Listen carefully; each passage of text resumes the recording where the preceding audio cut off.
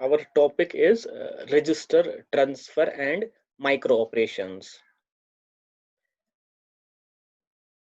So primarily we will study about registers, about how transfer occurs, transfer of information occurs between registers, and how that is represented symbolically, that transfer of information between CPU registers, and what are the various micro operations that we will see later. And first, let us see what is register transfer. It is transfer of information between registers, fine.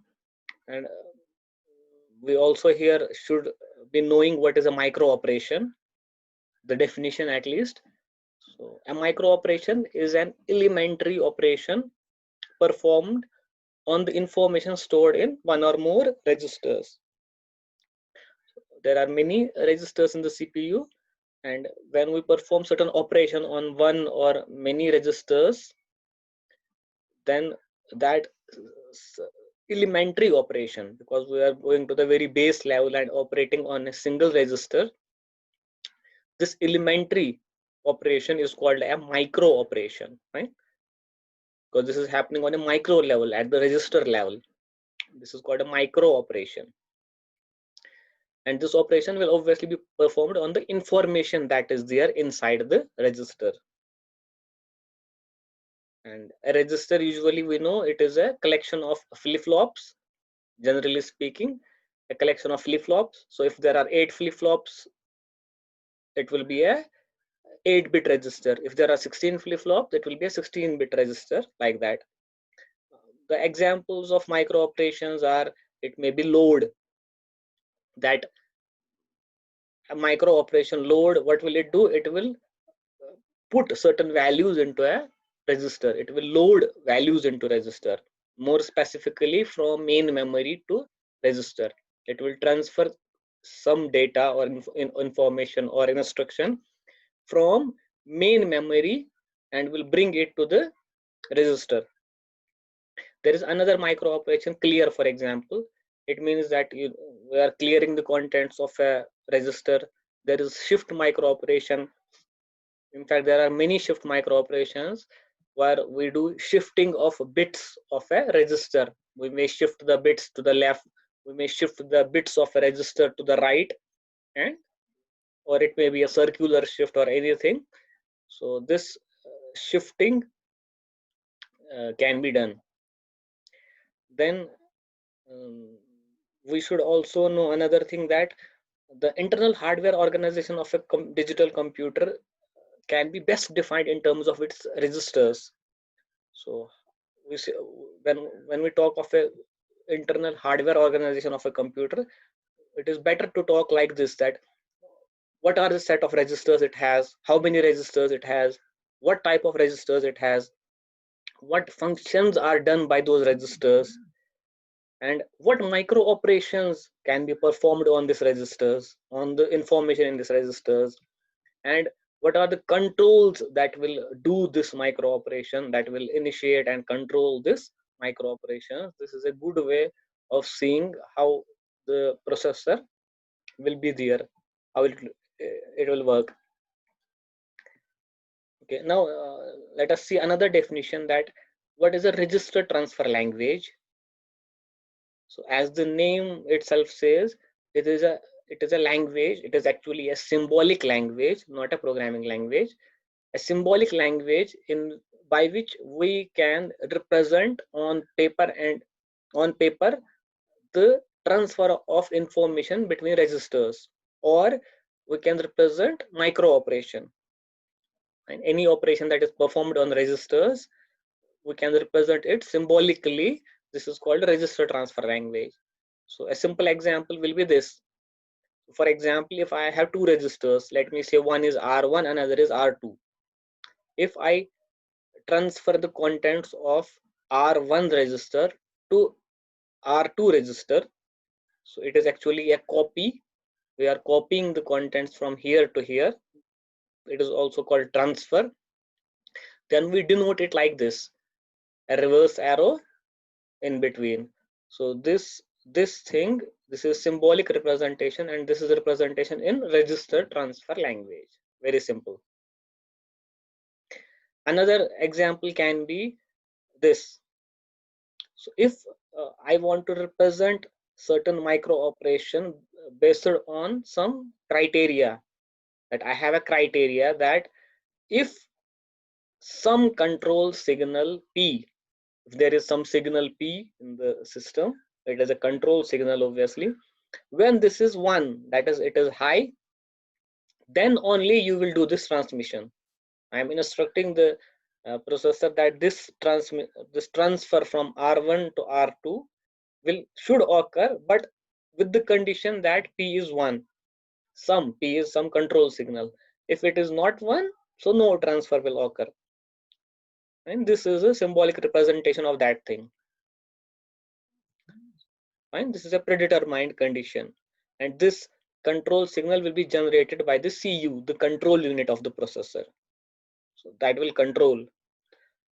This can also be represented in a short form like this. So P, then a colon. This means that it is this transfer is conditional to this P. Whenever this P is 1, then only this will happen. And these are a couple of examples of a register transfer language, a symbolic representation of micro operation. So the same thing can be seen in a diagram also, that if I have to transfer R1 contents to R2 with the condition that P is 1, so there is a register R1. Register usually is noted by a rectangle. There is another register R2. Fine. They are connected obviously by a bus, and if this is an 8-bit register, this is also an 8-bit register, for example, then there will be 8 lines here. We are showing 1 wire, but obviously it will be 8 lines here, 8 wires, because 8 bits are to be transferred simultaneously from this to this place. So if it is n size, this is n size, this is n size, so it will be n bits line here. So our that micro operation says that transfer these bits to this. Fine, but the condition is that the control unit will produce a P that will be connected to R2, and when this P is 1, then only this transfer will occur. So if P is 1, this will happen. If it is 0, it will not happen. So this P will become as a load to this R2. Fine. So load command. So this is 1, then only this transfer will occur. And obviously a register, not only register, everything needs a clock. So whether you represent this clock or don't, we know it that there always is a clock to work. Then only there will be some some job will be done. So if I represent the same thing in a timing diagram, it will be like this. Clock will always be there. It will be just doing the its job 1 and 0, 1 and 0. Let us say it is clock is going on, and at time t, some t time, this control P gets on, it becomes 1. So here at t time it becomes 1. Fine. Here, so this is a more practical way of showing things. We are not showing it directly that abruptly there is a 1. A little inclined, it means that actually it happens like this. It takes a small amount of time from 0 to 1. In other words, from lower voltage level to the higher voltage level. So whenever this load is 1 or P is 1, then only transfer will occur. So transfer will occur during this thing. Then only this transfer will occur when this is 1. So this is a simple diagram of showing this. And usually this is these registers will be edge triggered flip-flop based, and because of this triggering by the edge, the transfer will occur. Here we can see in this table some symbols for denoting micro operations or register transfer. And if we want to denote a register, we usually use R1, R2, R3 like that. We also use things like MAR, PC. MAR means memory address register. So by writing this thing, we are specifying that this register is memory address register. And so it will store address of memory, main memory, RAM. And there may be another PC. PC will mean program counter, which is a special register in the CPU, which is meant to store the address of next instruction.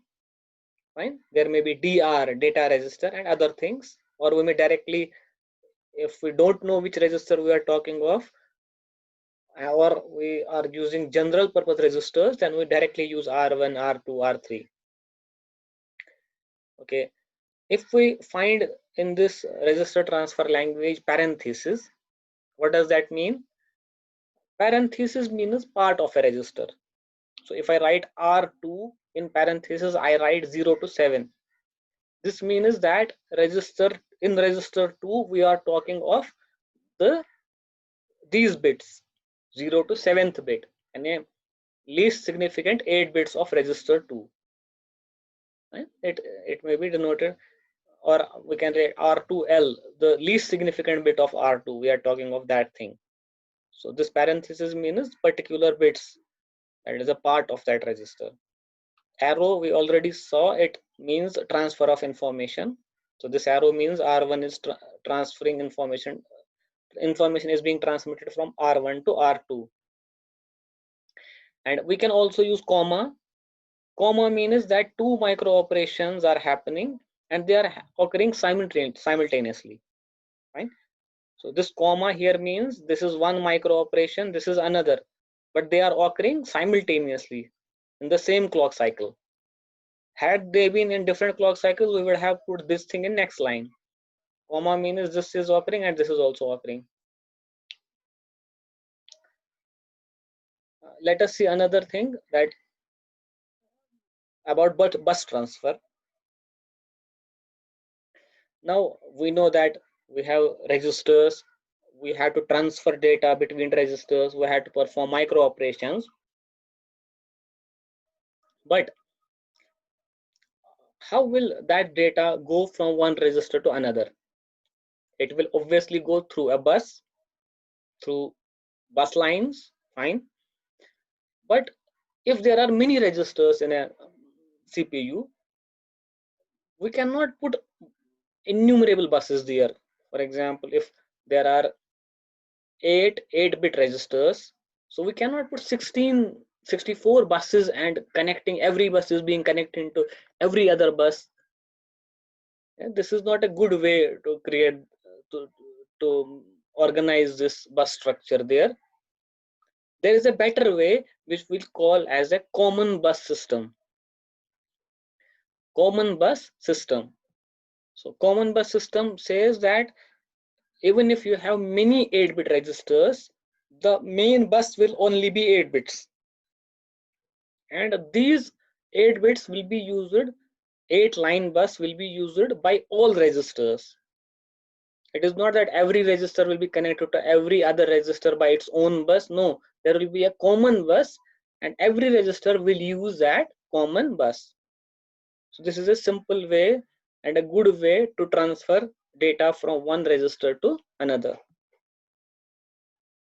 And obviously now there will be a conflict that if all are using a single bus, a single set of lines, so only one transfer can occur. So if R1 is transmitting to R2, at the same time R3 cannot transmit to R4 because bus is common. So to remove this confusion, which bus is transferring right now, which bus should transfer right now, it will be decided by the processor. It will be decided by the architecture. So the control unit of the processor will tell which bus should which register can use the bus. That will be decided by the control signals. Fine. But the controlling will happen only when we have a certain architecture there. So to create a common bus system, there are two ways. Either we use multiplexers or we use three-state buffers. So if we want to create a common bus system, there are two ways: use this thing or use this thing. Let us see how that happens. Let us see the first one, constructing a bus using multiplexer. So we are constructing a common bus actually for transfer of data between registers, but we are using multiplexers for that. And let us say we have 4 registers of 4-bit each. You can see here, we are in this example, we are saying that we have 4 registers, register A, B, C, and D, and each register is 4 bits. So this is A0, A1, A2, A3, B0, B1, B2, B3, C0, C1, C2, C3, D0, D1, D2, D3. Fine. And we are saying we will use a common bus here, that we will only use 4-line bus to transfer to make the transfer. We will not use 16 buses total. We will use a common bus. So to use a common bus, obviously in between we have to put multiplexers. What is the job of a multiplexer? We know it. A multiplexer is something which takes in many inputs but transmits, but the output is only one. So it has many options, it chooses one of them and outputs only one. Right? So this is very simple. We will take A0 from here, B0 from here, C0 from here, and D0 from here, and we'll put it into first multiplexer. Right? So there will be 4 inputs to this multiplexer. It will automatically become a 4 into 1 mux. Fine. We may call it multiplexer 0, mux 0. And then we may say this A1, B1, C1, and D1 will go to next multiplexer. Fine. A1, B1, C1, D1. Then A2, B2, C2, D2 third, and A3, B3, C3, and D3 to fourth multiplexer. Done. What will now happen? Since multiplexer will transmit only one, we can control this multiplexer using selection lines, this S0 and S1. Right? So what will happen if this S0, S1, if it is 0, 0, if these control lines, selection lines are 0, 0, the first bit will be transferred. So if this is 0, 0, that means the multiplexer is being told that out of these 4 options, transfer the first option, that is this 0. Or in other words, A0 will be here. The output will be A0. For this multiplexer, since the lines are the same, again 0, 0 will mean transfer the first thing, that is A1. So A1 will be here, A2 will be here, and A3 will be here. So on 0, 0, what will be the output? The output will be A0, A1, A2, A3, which means A, the contents of register A. Right?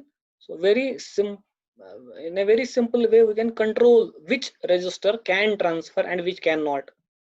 So if we put here 0, 0, the contents of register A will be transferred to here, to the common bus. If we put it as 0, 1, the contents of register B will be transferred to here, right? Because the output will be B0, B1, B2, B3. And if it is 1, 0, this register contents will be transferred C. And if this is 1, 1, the contents of register D will be transferred to the common bus. The same thing can be represented in a function table. 0, 0 means A, 0 1 means B, 1 0 means C, 1 1 means D register. So this way we can construct a common bus system using multiplexers. Right? We can also notice some things here, that if each register is 4 bits, fine. So this is 1 2 3 4 bits. So A0 will go here, A1 goes here, A2 goes here, A3 goes here. So we need 4 multiplexers. So if each register is 4 bits, we need 4 multiplexers. If there are, here we can see we have 4 registers. So if there are 4 registers, then the size of each multiplexer will be 4 into 1. This can be this we can note from this diagram, and the same can be put in a mathematical way also, that in general for k registers of n bits each, so if we have k number of registers, each register is n bits, we will need n number of multiplexers to make the bus system, and each multiplexer will be k into 1 size, and then the common bus of n lines can be built. In a more simpler way, we can say that number of multiplexers needed will be number of bits in each register. Right? So how many multiplexers we need? It depends on the number of bits in each register. If the number of bits in each register is 8, total number of multiplexers will also be 8. In the example we just saw, there were 4 bits in each register. That is why there were 4 multiplexers needed. And what will be the size of each multiplexer? The size of each multiplexer is equivalent to total number of registers into 1. So how many registers we have into 1? In the example we just saw, there were 4 registers. That is why the size of each multiplexer was 4 into 1.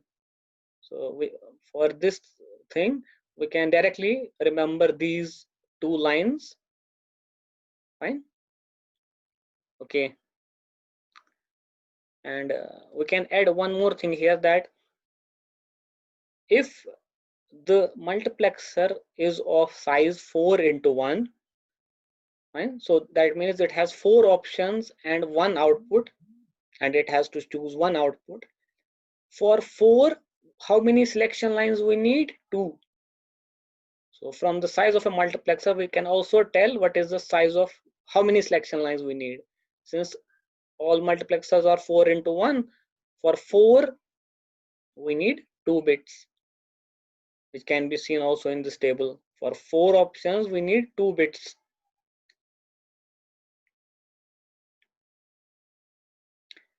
One more point can be added here, that the transfer of information from a bus into one of many destination registers can be accomplished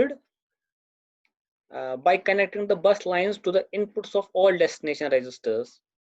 Right? So when we transfer data from a bus, where we have to transfer it? We have to transfer it in one of the many registers. So this common bus line system will go to each register, will be an input to each register, but it will only be the control signal, the load signal, which will tell the register that I have to accept this data or not. And let us do a numerical problem on the same thing. So the question says, a digital computer has a common bus system. So there is a common bus system, and total registers in the computer are 16. Each register is 32 bits. Fine. And it is also given that the bus has been constructed using multiplexer. Done. So it is the same thing which we just studied, just the size is different. In our example, it was 4 registers of 4-bit each. Here it is 16 registers of 32-bit each. Now the question says, how many multiplexers are there in the bus? How many multiplexers? We just saw that the number of multiplexers is the same as the number of bits in each bus. So the number of multiplexers will be 32. B part, this is A, this is B. Okay, please correct this. This is A and this is B. What size of multiplexers is needed?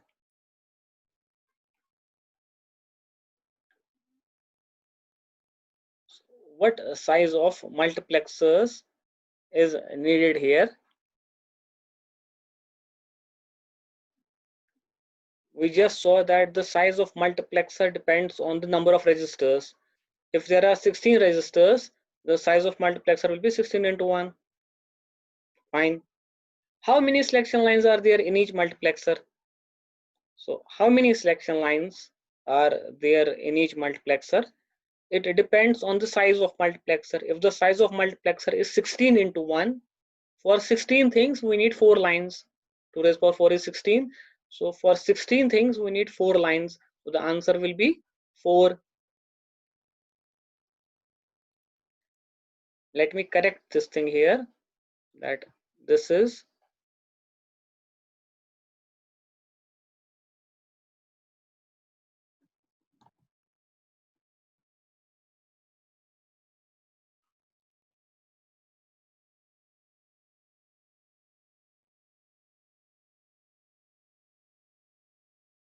so I made a correction here. This is A part, this is B part. Fine. Another way of creating the bus is using 3-state buffers.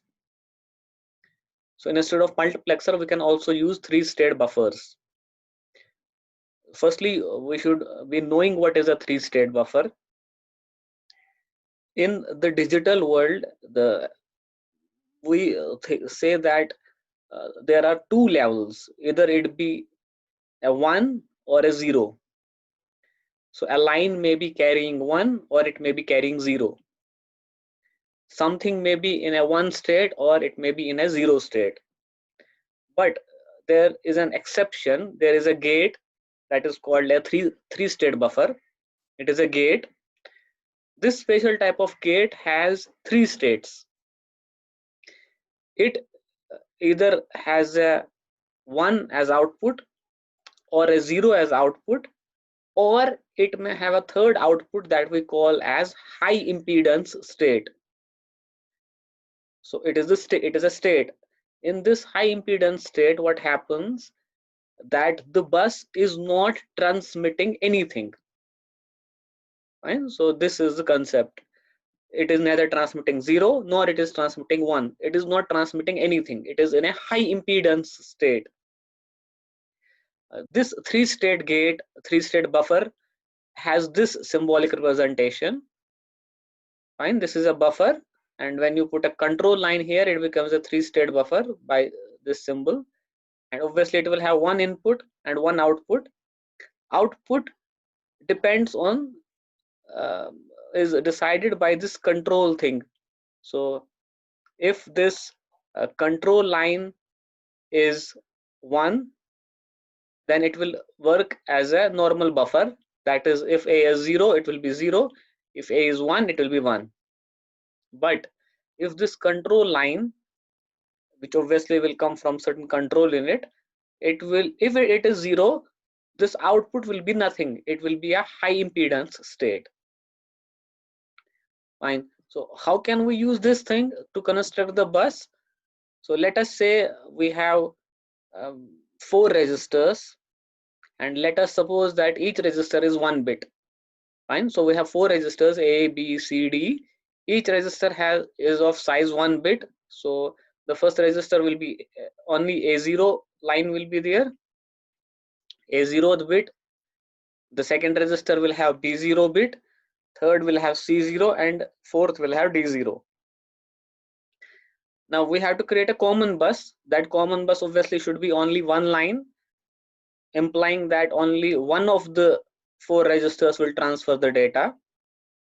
To create this common bus, we need to put these 4 tri-state or 3-state buffers. What will happen here if you see? So it is saying that this A0 will be transferred, will be here in the output only when the control line is 1. Fine. Okay, this output will be B0 only when this control line is 1, and this will be C0 when this control line is 1, and this output will be D0 when this control line is 1. And to control this thing that only one of the 4 control lines should be 1, we obviously need a decoder here. This thing can be easily done by a decoder. What will be the size of decoder? Easy, because we have 4 buffers. That means 4 control lines, 4 outputs will be there in the decoder. If there are 4 outputs, obviously there will be 2 inputs, so it will be a 2 into 4 decoder. Okay. And how does a decoder work? Very simple. If the 2 inputs are 0 0, then the first line, this line will be 1, all others will be 0. If this is 0 1, this line will be 1, all others will be 0. If this is 1 0, this line will be 1, all others will be 0. And if this is 1 and 1, this line will be 1 and all others will be 0. So this is a very simple way to control these buffers, and now it depends all on the control unit. If control unit wants to transfer the contents of A, then it just has to put here 0 0. By putting 0 0 here, this control line will become 1 and this will be transferred. All others will be 0 control lines. That means this and this will be in high impedance state. And this thing is here, this is called enable line, because we usually need to enable a decoder, so we use an enable line. If enable line is off, nothing will be transmitted, all 4 will be off. Right? So this will control that thing. But when we don't want to transfer anything out of any of the register, put this to 0 and this whole circuit is off in high impedance state. So this is the way to create a bus using 3-state buffer. Now let us have a look also at this thing, that if we already saw how to represent register transfer. Now if I want to represent a memory transfer, how do I do that?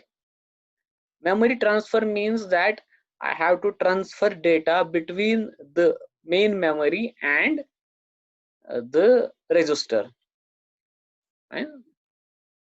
It may also be cache memory, but we say that the point is that we have to transfer data between memory and register.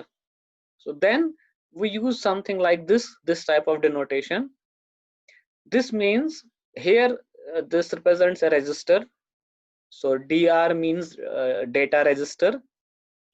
AR means address register. Fine, address register. We also can sometimes write MAR, which means memory address register.